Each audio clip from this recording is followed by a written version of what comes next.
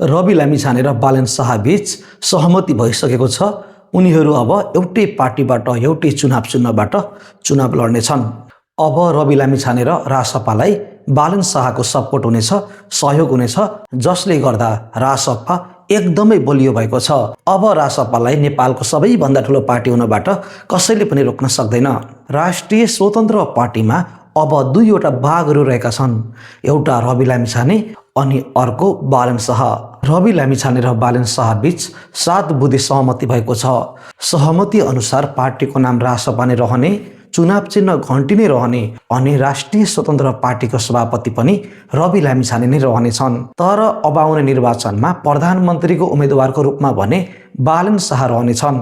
धेरै नेपालीको चाहना थियो नयाँ शक्तिहरू मिलाउन्, धेरै जेन्जीहरूको चाहना थियो बालेन शाह र रवि लामिछाने मिलाउन्, एउटै पार्टीबाट एउटै चुनाव चिन्ह लिएर चुनाव लडौन् र पुराना शक्तिहरूलाई हराउन्। अहिले नेपाली जनताहरूले चाहेको यो सपना पुरा भएको छ।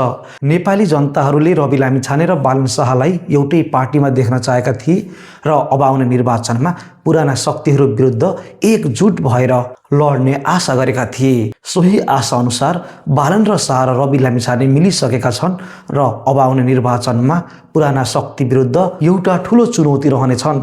रवि लामिछाने र बालेन र शाह मिले सँगसँगै अन्य व्यक्तित्वहरू पनि रासपा प्रवेश गर्ने भिड लागिरहेको छ। अब नेपाली जनताको चाहना भनेको उज्यालो नेपाल पार्टी र कुलमान घिसिङ पनि रवि लामिछाने र बालेन शाहसँग मिलेर अब आउने निर्वाचनमा पुराना शक्तिहरू विरुद्ध कडा रूपमा लागि परुन्। तर नेपाली जनताले चाहेको यो सपना पुरा हुन्छ हुँदैन यो हेर्न भने केही समय लाग्नेछ। अर्कोतर्फ श्रम संस्कृति पार्टी र हर्क साम्पाङ भने रवि लामिछाने, बालेन शाह र कुलमान घिसिङसँग नमिल्ली छुट्टै चुनाव लड्ने भनेर भनिसकेका छन्। हर्क साम्पाङले बालेन शाह र रवि लामिछाने बीचको यो एकतालाई मजाकको रूपमा उडाएका छन् र घोर आपत्तिजनक टिप्पणी गरेका छन्।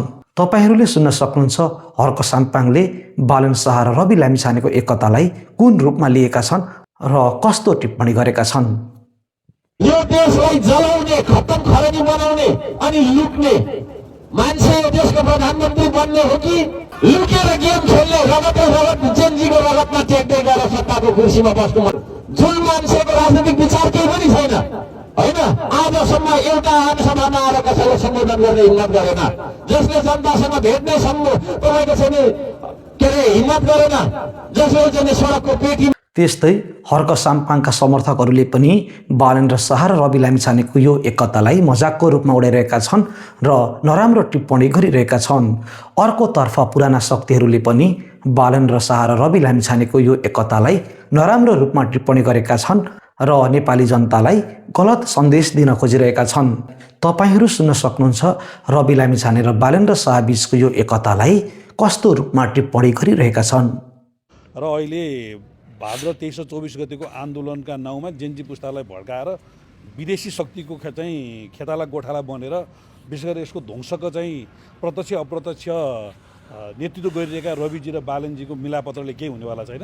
यसपालिको निर्वाचन हुने परिस्थिति सिर्जना हुँदाखेरि पनि ध्वंस गर्ने पक्ष जित्ने कि निर्माण र चाहिँ त्यो ध्वंस गर्नेहरूलाई कारवाही गरेपछि जित्ने भन्ने नै हुन्छ। त्यसो हुँदाखेरि रविजी र बालेनजीको चाहिँ खास मिलनको कारणले हाम्रो मुटु ढुकढुक हुनुपर्ने अथवा हामीले आफूलाई कमजोरी फिल गर्नुपर्ने अवस्था चाहिँ म देख्दिनँ। पुराना शक्तिहरूले जे भने पनि, हर्क साम्पाङ र श्रम संस्कृति पार्टीले जे भने पनि, अन्य नेपाली जनताहरूले भने बालेन र शाह र रवि लामिछाने बीचको यो एकतालाई एकदमै मन पराएका छन् र समयले मागेको सम्झौता भनेर भनेका छन्।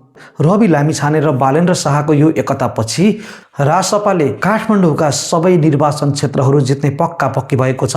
राजधानीभित्र अन्य कुनै पनि पार्टीले एउटा पनि सिट जित्न सक्ने छैनन्। राजधानीभित्र राष्ट्रिय स्वतन्त्र पार्टीले सबै निर्वाचन क्षेत्र जितेर अन्य पार्टीहरूलाई नील गराउनेछ र नेपालका अन्य जिल्लाहरूमा पनि रासपाले एकदमै राम्रो प्रदर्शन गर्ने कुरामा नेपाली जनताहरू, रासपाका नेताहरू र कार्यकर्ताहरू विश्वस्त रहेका छन्। तर पुराना शक्तिहरू र श्रम संस्कृति पार्टीले भने रासपालाई, रवि लामिछानेलाई, बालेन र शाहलाई र कुलमान घिसिङलाई नै घेर्ने प्रयास गरिरहेका छन्। उनीहरूको यो प्रयास नेपाली जनताहरूले कतिको विफल गराउनेछन् यो हेर्न भने समय लाग्नेछ। साथीहरू, रवि लामिछाने र बालेन्द्र शाहबीचको यो एकतालाई तपाईँले कुन रूपमा हेर्नुभएको छ? कमेन्ट बक्समा आफ्नो विचार लेख्न नबिर्सिनुहोला। यति भन्दै आजको यस भिडियोबाट बिदा हुन चाहन्छु। हवस् त, धन्यवाद।